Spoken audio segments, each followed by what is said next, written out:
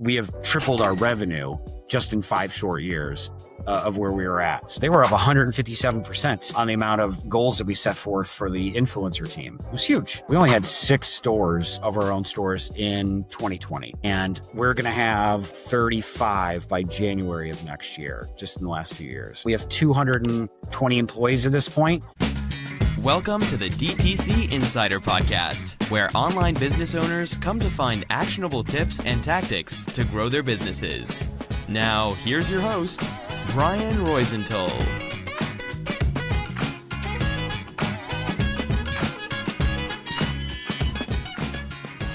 Hey, welcome to another episode of DTC Insider Podcast. I'm Brian Roisenthal, and today I'm joined by Arin, the Chief Growth Officer of Naturepedic. Hey, Arin, thanks for being on the show. Yeah, thanks for having me on today. Yeah, my pleasure. So why don't we start by telling the audience more about what the company does, for those who don't know the company? Yeah, so, we are a certified organic mattress and bedding manufacturer. We've been in business now for 23 years. All of our manufacturing is done in right outside of Cleveland in Ohio, and something we don't really, get into a whole lot. We've been doing a little more in the last few years, but about 85% of our workforce is Amish. So, they're getting a handcrafted Amish product on top of it being certified organic as well. Nice. And how long have you been with the company? I've been with the company for 12 years now. I joke all the time with our owners that everything I've done to rise up the ladder, I've done through hostile takeover. I started off as as a sales coordinator in 2014. And I was in the metals industry before, and it was very stressful and very cutthroat. And it was very much, in hindsight, it was very much the best learning experience I ever had. And when it came to business, when it came to interact with customers, to just be confident in myself, because I was 100% commission based. So if I didn't sell, I didn't eat. So I wanted to take a little bit of a breather and, just kind of with my old job, and it just a whole different reasons why I'm not there. But, I wanted to see if I had a lot of, we call it self-doubt of is this the right thing for me to be doing with sales? Because it was so incredibly stressful. And I thought an organic mattress company would be low-hanging fruit. And I couldn't have been more incorrect. And what I mean by that is, it was mattresses in general are a very cutthroat industry in and of themselves. And what we do with Naturepedic is, how do we grow the brand with keeping our ethics in check without stooping to certain, of knocking on our competition. We don't really do that. We don't really there's not a comparison chart on our website of us versus them. We just, try and say how well we're doing. And I think our customers appreciate that. I mean, being an organic company, they want to buy from somebody who is doing the right thing. And whether that's how we make it or, how we conduct ourselves, customers are a lot wiser than they used to be. Yeah. So it's been a while since you joined the company, right? It's many years now. And e-commerce was definitely different back then.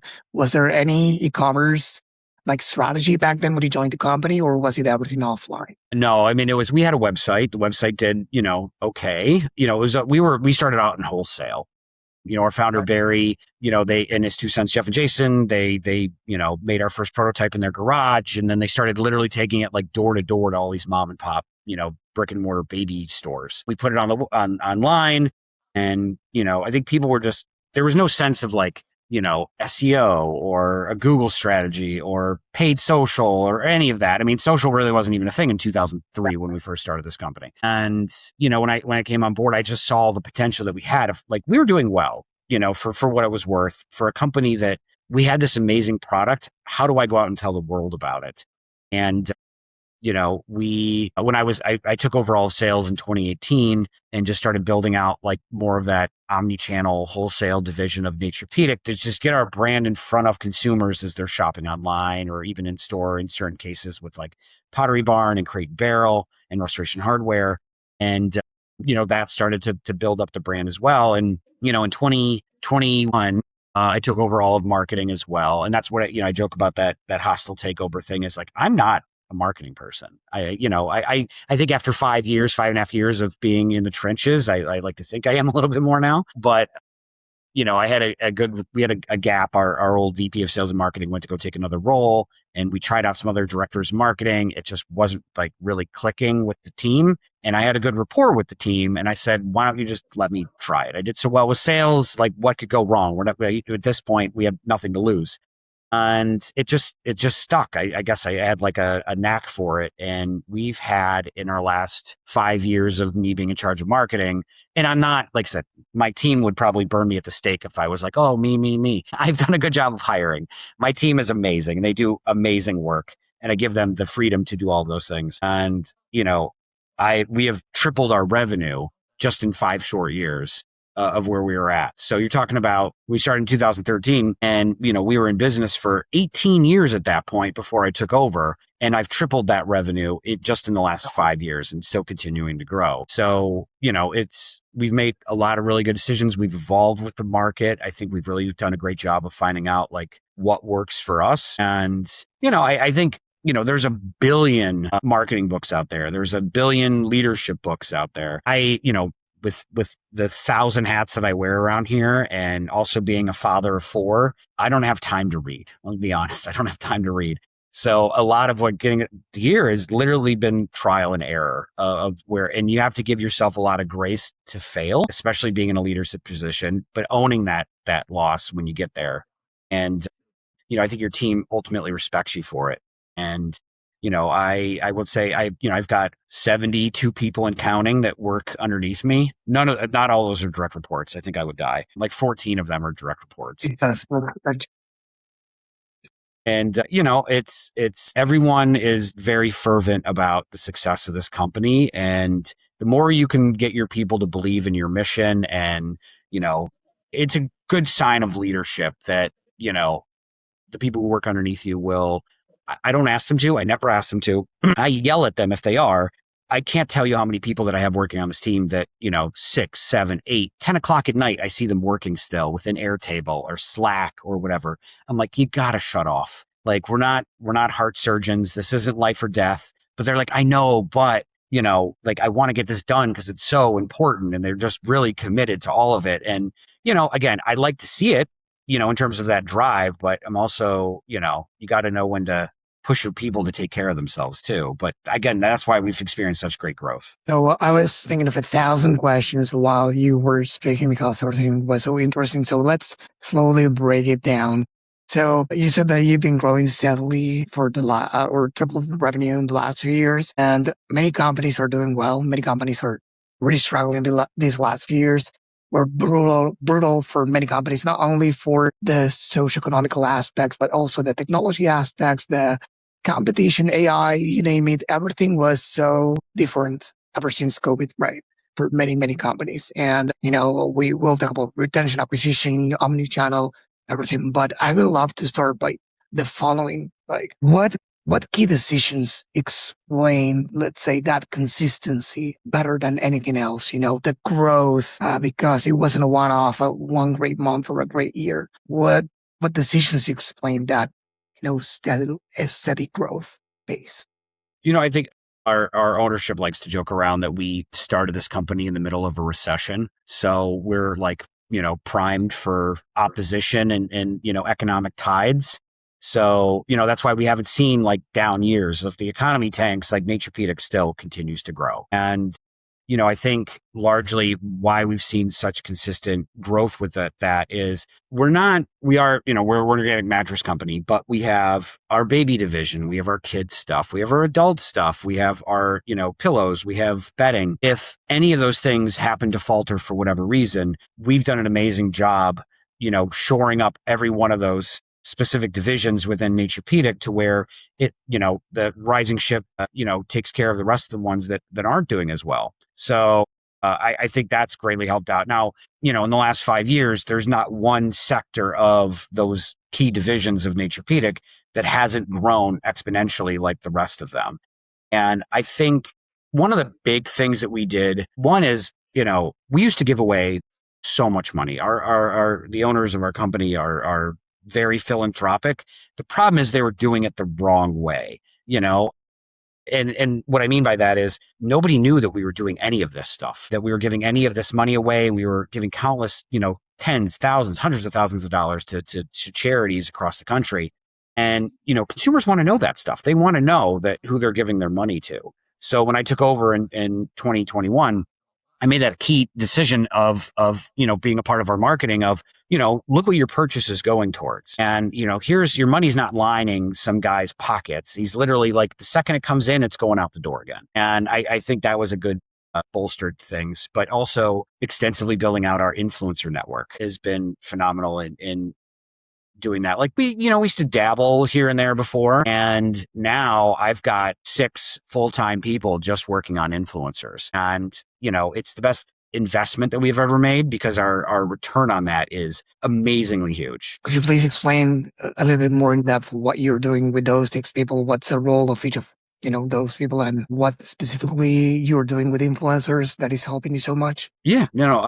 So they're all, it's all pretty much the same role. It's just a matter of what type of influencers they're going after for us. I do have, obviously there's a manager, would be chaos, but the other 5 are, let's just say it's crib mattresses. They're going after, parenting influencers, and, so there's one aspect of it. And then, the adult side of stuff, the bedding side of stuff. And we're, going after health and wellness. We're going after parenting. We're going after everything that suits our brand. And we're finding no shortage of influencers that want to work with us. And we're also able to take all of that content that they're creating, and then we're seeing wildly successful ad campaigns just around UGC, which is great because we don't have to spend, $50, $60, $100,000 on expensive photo and video shoots any longer. I think people appreciate authenticity of a brand and looking like, I don't want to say unpolished. They do some amazing work, but I think, I'm not saying that the idea of a big expensive ad campaign is dead. I'm just saying that that's what's working for us as a company, is leaning more on these people, these, talking heads, if you will, about why Naturepedic should be something you should have in your home. And, the amount of brand awareness we get out of it, the amount of impressions that we get out of it, the amount of likes and shares is we're my social team has, their own metrics of what success looks like. They blew it out of the water for Q2 of this year. Just for example, they were up 157% on the amount of goals that we set forth for the influencer team. It was huge. And I think it's, just seems to be really resonating with people. So, and we're going to continue to build on the team, because right now we unfortunately have a backlog of the amount of influencers that are waiting in the wings to work with us. So we're hiring even more people. We've got like 400 influencers that want to work with us right now. So that's amazing. That's a dream for many brands. But for some, they don't know how to leverage influencers. So I wanted to ask you a few questions on that, if you don't mind. First off, where do you use the content influencers create? Is it TikTok Shop, TikTok Organic, Instagram Organic? Is it ads everywhere? TikTok is, we're not really doing a lot with TikTok, to be perfectly honest. TikTok Shop is, and they'll even tell you themselves, is unless your product is sub $30, you're going to have a real hard time doing well with TikTok Shop. And most of that audience we found e-com is way better with Meta. It just is. And it might just be the demographics that are within TikTok. I'm 43 and social media is not really part of my life necessarily, but my wife's 42 years old. She does not have a TikTok. And that's mostly who's buying most of our products. So it's definitely for a younger generation. Now, there might become a point in time where maybe they move over to doing more Meta, but, maybe when those people are starting to age a little bit more, TikTok will be something that we look into again. But most of that is going into Meta. We're also repurposing these things for CTV advertising, which is something we started 2 years ago, doing a lot more CTV. And, again, these aren't highly polished commercials. It's literally, a 15, 30-second clip of somebody with a mic sitting there talking about, our bedding. They're talking about the in-store experience they had. They're talking about just our mattresses in general. And those are some of our highest revenue generating ads that we're having right now, whether it's Meta or CTV. Got it. So mostly Meta, basically, for the influencer content, right? Organic and ad, right? Yeah, and then we're starting, now that we've gotten, we wanted to get our mix right with all of that. We're starting to delve more into YouTube as well and working with YouTube creators. And I think that just from what we've seen initially, I think it's going to be a really good payoff for us. And I'm hiring 2 more people just to start sourcing YouTube creators. I think it will help. And correct me if I'm wrong. I guess the consideration window or time is high. Before you buy a mattress, you kind of look for alternatives and explore that, let's say, that decision very, let's say, carefully and thoroughly before you make it. I don't know if everyone, but that's me at least, right? Because you buy it once in a while or in a lot of years. So educational content through YouTube could be great. Is that what you're thinking? For sure. And I think, the written word for Naturepedic is, at least in relation to our brand, is, and I think a lot of things is the written word is dead in a lot of ways. Like nobody's reading like long form anything anymore. And when we do podcasts, when we have the opportunity to educate people on our brand and peek behind the curtain, I mean, we could spend the next, half an hour telling you why you shouldn't be sleeping on conventional mattresses. I mean, it's, long and short, it's like a giant soup of chemicals. And, it's people, it's kind of, it just starts to get their wheels turning of, I probably need to get a new mattress. It's been a little while. I've got aches, I've got pains, I've got breathing issues, I've got skin issues, and these things are resonating with me. And again, we're not a medical device, but like the amount of people that come to us and buy our mattress and they tell us afterwards, like my asthma cleared up, my migraines went away. All of these things, made me feel better once I started sleeping on organic. And it's not a relation to just Naturepedic. It's just sleeping on natural and organic materials in general. There's over 100 different chemicals that go into making a mattress. So, when you take that type of information and then you apply that to YouTube, where YouTube is still one of the most biggest search tools for people to go learn things. I think TikTok for a time was as well. I think they're kind of still battling a little bit for each other. It's just a matter of what those search terms are. And I think YouTube tends to be something that probably leads more into our type of customer than TikTok might. Yeah. And now, well, AI, LLMs, ChatGPT, Claude, etc., are kind of taking over as well the discovery part of the buying journey, right? At least I find myself more often than not going there. Or even if I go to Google, I write longer sentences, right? I think we all do. And it's not only 2 words or 3, it's a full sentence expecting to find the answer and not some links. So that's changing, of course, across the board. If I had a crystal ball, if they put me in charge of AI, which they probably won't, but if they put me in charge of AI, I think the next big thing would be, and mind you, it's going to use a ton of tokens to make it happen, but not everyone learns through reading. And I think when you're like conducting those prompts of like giving people the option of, do you want this all in writing or do you want a very quick high level explainer video to go through like everything you just asked? And it might be a better way to educate people when they're asking things within these LLMs. And that could take the place of something like a YouTube or TikTok for that matter, because now, it's scouring the entire internet, not just TikTok, not just, the Google atmosphere. It's everything. And then you're turning that into a piece of information that people could digest because everyone's different learners. So there are things people are doing, like some brands I know are doing in different, different industries, for example, selling HVACs, they, on the website, they have some agents, AI agents, right? And basically there's a lot of friction when buying some complex things or things that people are not so familiar with. So for that, it's like, what's the size or the characteristics, let's say, of that, let's say HVAC in this case, or air conditioner that I need to buy, depending on the size of my room, or many other conditions. So this AI agent answers that question like right on the spot, and you need to wait for a human, even though we love talking to humans. But these days, if you get the right answer, like not the old chat bot that doesn't solve you a thing, it's like these new AI agents that actually help you with what you want and probably speed up the process, because you can actually see, this is a product for me based on the needs that I wrote in the chat, let's say. I think the older I get, I think the grumpier I get. I don't know what, I'm going to make an interesting old man. And the reason I bring that up is I love an AI chatbot anymore, especially but like if I have to call into somewhere and I can achieve what I need to do, if I have to like cancel a plane ticket or rearrange something or whatever, I don't want to make small talk. I'd like just do the thing I need. So like, they're always like, you call them and, and it's like, I want to, change this. And they're like, how's your day going? I'm like, crappy. That's why I'm calling you. So, I just do the things so I can move on. Or they want to tell you things and without solving the problem, they want to upsell you or cross-sell you, whatever. So I think that if it's done well, an AI chat, as we see in more places as the year goes on, I think it's a positive thing because we reduce the timing, we reduce it's better for the customer, I think, for some of them, or for many of them, I would say, that the quality of the service you can provide them with.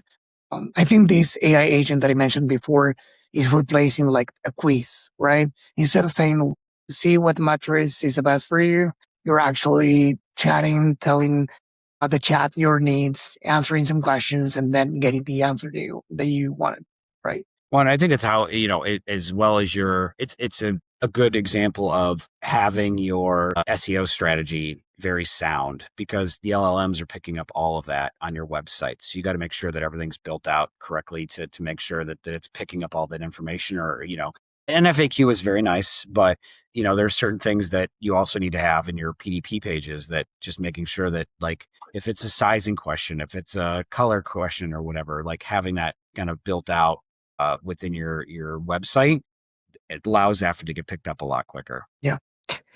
So even though everything is, moving online right now, where everything is, the world, I think, is online, AI, we need to keep in mind that the radio didn't kill TV, online didn't kill offline, AI, I don't think it will kill humans. I hope not. I still say thank you and please.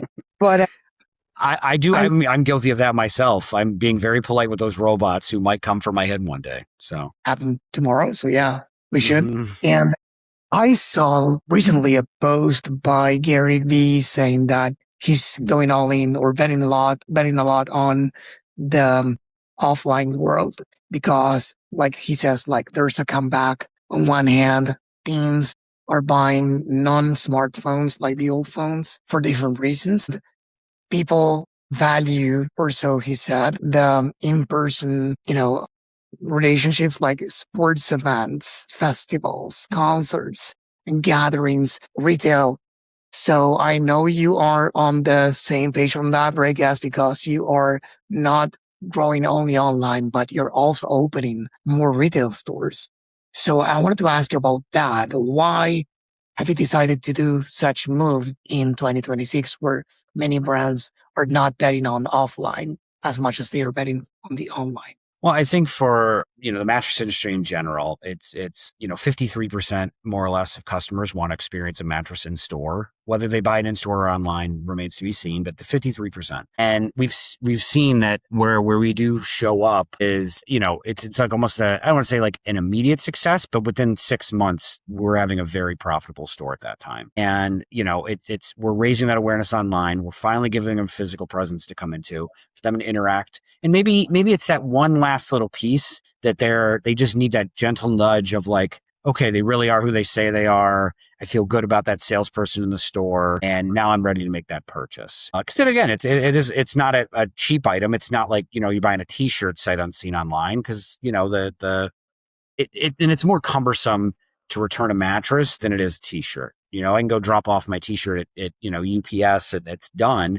With a mattress, it's like, I got to schedule a pickup and I got to do this. So, our stuff is designed to make that pretty frictionless, but the in-store part is definitely a play. And, I think we do see a pretty decent lift in our online stuff thereafter. I mean, we open up a retail store, we see about a 10 to 15% lift in those markets on our website. Just purely simply of, now we're doing, different targeted marketing. We do, it depends on the city, but, we do billboards, we do mailers, we do print stuff with certain publications that a certain demographic of people are working on or reading. We do in-store events. We do stuff with influencers that are very specific to that city. Instead of just like being, agnostic, it's more of like, what's hot in LA right now. We work with those types of influencers to draw more traffic to our stores. And I mean, you're right. I think, COVID, I had to do a little bit of convincing with the owner or ownership. We only had 6 stores of our own stores in 2020, and we're going to have 35 by January of next year, just in the last few years. And, a lot of that was convincing them that there is a need. People do want to have more. I think people were COVID obviously changed this country a lot, but I think COVID really spurned that, they went so long with being isolated that I think people want to get back to like a slower way of life, the way things used to be a little bit more, and not being so isolated. And that's where I think we can give a little bit of sense of community by having a storefront where it matters. For those brands that operate only online for now, but are looking into, opening some stores, what would you say are or where for you, the biggest challenges or differences or the things that you might have underestimated of opening a retail store, let's say, from Probably operations? site location. Yeah. Yeah, site location is probably the biggest one. I mean, we've got our it's pretty plug and play in terms of like getting a store up and running for us now, which is great. Got that figured out. Site selection takes forever, and you got to pick the right spot. You got to, I would recommend to anybody looking to open up retail stores, don't take the word of anyone who is, if you're working with a consultant, not that they're not doing a lot of research, go and walk the space yourself personally. Watch the traffic patterns, talk to other managers in those shopping plazas, talk to people who live there. It's one thing to see like research that's been done online, but to physically see it. Like we used to have a store in Chicago in Lincoln Park, and this is, prior regime before me. And they were, Lincoln Park, very, that whole area of Chicago, it's very nice. They thought it was just going to be a slam dunk winner. It was our worst performing store, and nobody had gone and walked that area. And, we were closing the store down, and I went to go, I was walking around, I was talking to managers at some other store place. I'm like, hey, why didn't we, what happened? What, just to know what not to do next time. Why didn't it work out here for us? And basically, we were on a dead end road, and it was all related to people who live there. There was zero parking. So had anyone, figured that out beforehand, it would have changed the game. So it took a lot of convincing. I convinced our owners we should be in Chicago. Chicago's an amazing city. And, I was in Chicago no short of 8 times, I think, trying to find store locations in the span of a year. We finally settled on Highland Park, which it's, on the northern part of Chicago.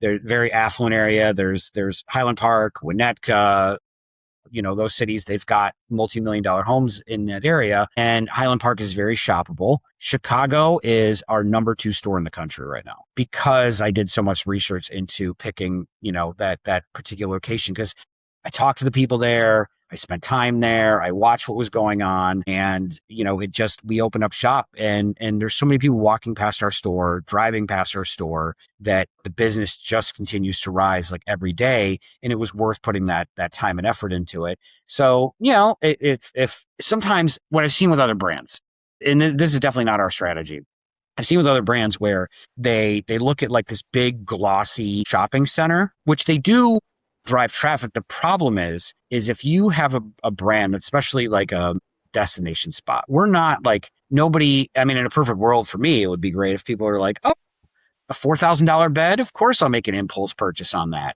That's not the case. So I don't need to be spending $20,000, $30,000, $40,000 a month on a retail location. We're perfectly fine being a few blocks south or to the east or the west of where that main shopping plaza is. And we do exceptionally well. And we're saving ourselves hundreds of thousands of dollars every year in rent and leases of not being in those ultra premium spots. Because, we've seen there's been other bedding companies where they go to town. I mean, there was one in Nashville. Their rent was like 30 or 40 grand, but it was very touristy. And, I saw a lot of people coming in and out of the store just watching it, but nobody was buying a dang thing. They're coming in, they do a loop around the store, they leave again. And ultimately, after like, I think 2 years or so, that store closed up shop. And just because they weren't able to make the rent there. So, those are decisions that we have made as a brand, because it obviously, with the being a destination spot, that fits our needs. Sometimes, you need to be where the people are at, like, especially if you're an apparel company, you can't have, in my opinion, your standalone store that's, 5 miles away from the epicenter of shopping. You've got to be where everybody else is because you're more apt to make an impulse purchase on something like that. Yeah, agree. So even though all companies in your position have gone through the same, everyone listening to this that is looking forward to opening their first retail store, they might be wondering, what the, let's say, cultural or what the, let's say, company strategy for, or the approach, let's say, the approach the company should take to avoid any problems with people working in the retail store if you want to create an omnichannel experience, right? Because I don't know if your stores are pickup points or not for mattresses, right? But for pillows, for anything else, people buy small items. But like people even going to the store to just, try the mattress out, to buy it online or to pick up something and not buy anything else from the store. So how have you approached that with all the locations that you have right now? Yeah, a lot of experience there. No, it's a great question. And retail it's there's a high turnover rate. It's one of the most highest, turnover rate in shopping is on a retail level. People don't stick around very long. We had people in our stores now that, 4, 5, 6, 7, 8, 9 years they've been in working with us now in a retail setting. And a lot of that is especially if you're opening up many, many locations, you can't be all one place in one time, is giving them a sense of ownership over that store. And, they will, protect it almost as good as you would yourself being there because you've given them that opportunity of like, this is your store. You pay them well and you're able to turn, somewhat of a blind eye to those daily operations if they've bought into the success because they're growing as the store is growing. If you pay people, let's call it $15 an hour, and you're expecting like top notch, retail experience, it's probably not going to happen. The amount of people you're going to end up attracting, if they're, working for $15 an hour, it's, they'll move on to something else that might be easier or pay more. They have no sense of ownership over that store. So if like, store display looks like crap, do you think that person's going to go out of their way to make that happen? I mean, in a perfect world, yes, but let's be realistic. It's probably, these things are going to slide away. Whereas if you pay them well, you make them feel like they own that store, and you bring them into conversations when it comes to just marketing. I don't live there. I'm here in LA right now looking at store locations. I don't live here. So, for people here every single day, what works for you? What works for your parents? What works for your family? Talk to them about those things. And it gives them, again, that sense of ownership of, they care enough about my opinion to incorporate that into overall marketing of the store to grow it. And we've seen time and time again where, people just want to be seen and heard and a part of it. Like again, we have, mind you, we're a little bit smaller on the scale. We have 220 employees at this point. So it's a little bit easier to manage. But, I think when people just feel like a number, then they just disappear and then they move on and then you get a higher turnover rate. So that would be my best advice is, again, treat them like owners, pay them well, and you'll have it will show up in dividends by the end of it. I know initially, like it takes a while for a store to mature, but over time, it'll be the best investment you ever made on that retail location. Yeah. So founders typically, when they start a company, wear too many hats, right? But you wear too many hats too, right? And I was wondering, first off, how many departments do you lead? And second, how do you avoid becoming a bottleneck? And because clearly you're doing things right, because things are working amazingly for you guys. So how do you do it? Well, I think it's in my nature. I tend to thrive in chaos. So, we moved around a lot when I was a kid. We have 4 children. I'm not used to sitting still, so it's really not my vernacular to take it easy. And I think hiring the right people to where, I do oversee these things, but hiring the right people to make sure that like I can delegate appropriately. And then when the time comes to like brief me on those things, I can make very quick snap decisions on, all right, thank you for that. Here's what we should do. And then I move on to the next thing. And then when I come back to it a week later, if you have the right person who's you've given charge over that particular division, it's being handled. So, that we've done a great job in hiring the right people to be in those positions. And, between the website, our wholesale division, our retail division, product development. I've got a hand in customer service. And, I also, even though they probably don't want me to, I dabble in, manufacturing here and there because, at the end of the day, if I'm doing well, I want to make sure that like I get an eye on making sure stuff's getting out the door fast enough. And also on, the quality side of things, we have quality meetings every week. We report on stuff. And it's just, I guess I don't have a real answer for that other than getting by on the skin of my teeth, and it seems to be working, and I love doing it. So that's probably the long and short of it. But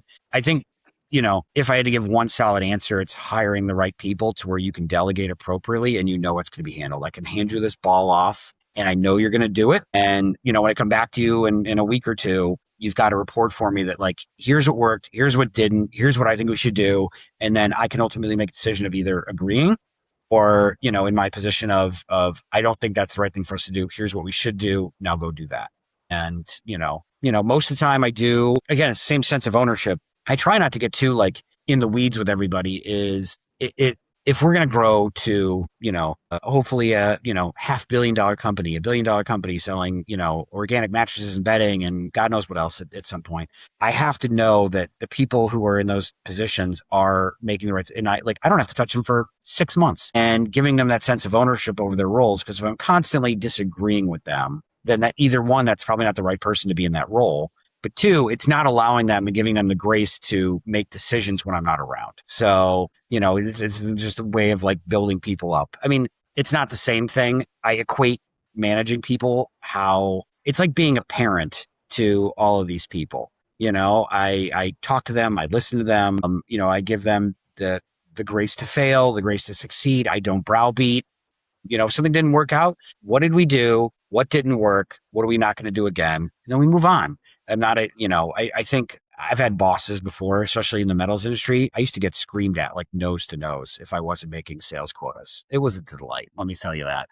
But, and I've taken that on the complete opposite side of it is, just hearing people out. It's the best way to develop people. And, that's the only way I'm able to make it every day. And a lot of caffeine. We'll say a lot of caffeine too. So, Yeah, I hear one thing I loved from a past interview, I think it was 2023, was that I used to compare work to, family. It's like my team is my family and all stuff.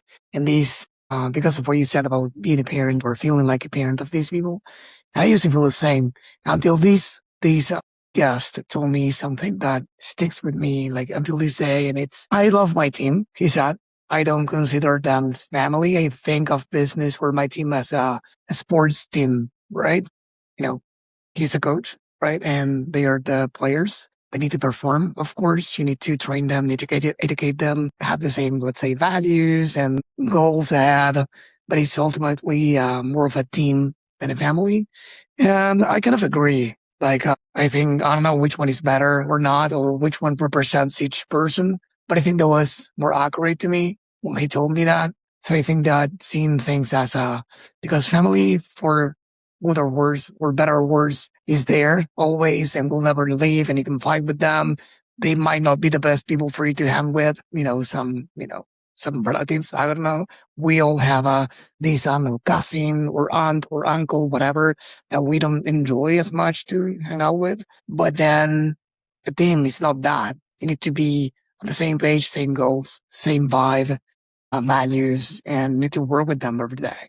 So, yeah. No, it's a good analogy. And listen, at the end of the day, I love my mom. I could never fire my mom. It's still going to be my mom. And I think, with the sports team analogy is, and I've used that one before, is, you've got, if you structure it like a football team, is you're going to have your star players and you're going to have the people that work underneath them that, they're going to help bring them up. They're going to be they're going to want to emulate those features that they're bringing and that authority. Eventually, you can't have an entire team of superstars. Eventually, those people, if you've done your job right, are going to go off to other companies to go work for. And then you bring in the next batch of people that are going to be, showing their worthiness to succeed. And, again, I want to say it's a constant rotation. There's people that are going to be, hopefully I'll get to retire with that are in like very good positions that they should be in. You're always going to have a young person that starts that wants to be a director. That director position might not be here, so they have to move on. Or, again, there's people that just aren't. I think people fall trap into caring too much. I used to when I first started. I was like, God, I hate firing people. Like, it's just the worst. I've been fired before. It's the worst thing in the world. It's better for both of you in the long run because, it's just better to make those quick decisions of this isn't working. We've tried it. I told you why. It's still not succeeding. We're just moving on. And it's the best thing you can do for trying to be a fast, quick growing company and being nimble is you got to have the right people in those positions. And, just because, I've got 3 sisters and a brother, just because my sister pisses me off does not mean that I'm going to never talk to her again my entire life. Maybe we don't talk for a couple of weeks, but we get over it. That's not the same with employees. Like if they're not doing their job and they're repeatedly not doing it, we're going to have to move on. Yeah, exactly. Well, I wanted to thank you for coming to the show. I really enjoyed the conversation. Before we wrap up, I wanted to ask you if there's anything I didn't ask you that you would like to tell the audience. I think the one thing that we have done a great job of in the last few months that if you're having I had a hard time convincing, but it seems to be working out, is we've seen such extreme growth over the last 3 months and I've seen brands fall trap to it of watching the success that you get out of Google. And the longer that your brand, you see the conversions happening, but it's because you're doing all these other things to like grow your brand. I think we were putting too much money into Google, and I convinced ownership that we should be moving into more prospecting. And it's been wildly successful for us in the last 3 months of finally shifting way more of that budget over prospecting. You're not going to see an immediate return. That's how prospecting works. So, I think Where? Sorry. Oh, like top of funnel. So doing a lot more top of funnel CTV advertising, doing more top of funnel, social media ads. Again, you're going to see a very low return. In some instances, you might see a little bit of a loss, but it's a matter of how you're tracking that along the way to, instead of looking at something as like a single campaign, what does that campaign look like 3 or 4 months from now? And that's how you should be judging those things. And finally, I got ownership to agree that like we should be doing more of that. And it's been amazingly successful for us. So I think, if you've gotten a brand that's been around for a number of years and people know your brand and you see the organic traffic coming in, I would do those tests to, check out like what that looks like for you to like maybe push some of that budget into growing your brand and creating more demand generation than just, flatly bidding on the same pool of people they're going to end up buying anyway. And thankfully, it was my gut feeling that was the case, and it's paying off immensely. We were at like, we're seeing like 20-25% growth. The last few months, we saw 46%, 54%, 68% in terms of growth. And, I think I was, I do like a very small victory lap when I'm right with ownership, but I do one nonetheless. So it's just nice that it worked out in this instance. But I would say never, if I give any advice to anybody, never settle on what your marketing strategy is right now. There's always things to be looking at and changing because things evolve constantly. And, Yeah, amen. So, thank you again for being on the show. I could keep going forever, but I want to be respectful with your time. So again, I wanted to thank you again for getting on the show. Thank you for everyone watching. If you like it, please subscribe to our YouTube channel or leave us a review on Spotify, or if you have a comment or a question for me or for Arin, and share it with somebody that you think that could use this advice, because that's what we do it for, to educate ourselves, to pick the brain of people like Arin with a lot of experience and get some really good insights for our businesses. So again, thank you all, and thank you, Arin. Thank you very much. This episode was brought to you by BSR Digital. We help DTC brands grow through paid ads and email marketing campaigns. If you'd like us to help your business grow, head on over to bsrdigital.com and schedule a call with us.